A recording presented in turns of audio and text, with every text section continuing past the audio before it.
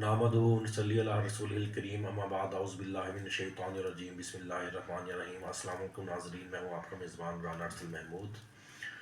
ناظرین، حضرت عمر رضی اللہ عنہ سے روایت ہے کہ ایک شخص نبی کریم صلی اللہ علیہ وآلہ وسلم کی خدمت میں حاضر ہوا اور عرض کی، اے اللہ کے رسول، مجھ سے ایک بڑا گناہ سرزد ہو گیا ہے، کیا میں اس کی توبہ کی کوئی شکل ہے؟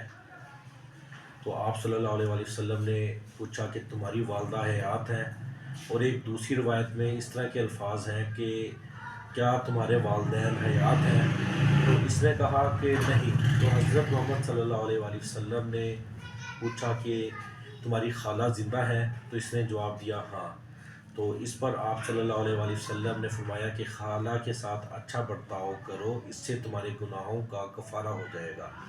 اللہ و تبارک تعالیٰ ہمیں اپنے اور اپنے پیارے محبوب نبی کریم صلی اللہ علیہ وآلہ وسلم کے بتائے ہوئے راستے پر چلنے کی توفیق اور ہدایت دے، ہمیں قرآن پاک کے بتائے ہوئے راستے پر زندگی گزارنے کی توفیق اور ہدایت دے، تمام بیماروں کو صحت یاب، تمام بے اولادوں کو اولاد، جو بے روزگار ہیں انہیں روزگار عطا کرے، جو وفات پا چکے ہیں انہیں جنت الفردوس میں اعلیٰ مقام عطا کرے، اور ہم سب کا خاتمہ اپنے ایمان پر، اسلام پر اور کلمے پر کرے، ہمارے مرتے وقت کلمہ طیبہ نصیب کر اللہ تعالیٰ ہم سب کا حامی و ناصر ہو۔ انشاءاللہ ہم پھر حاضر ہوں گے ایک نئی حدیث، ایک نئے واقعے اور ایک نئی اچھی بات کے ساتھ۔ تب تک ہمیں اجازت دیجیے، اللہ حافظ۔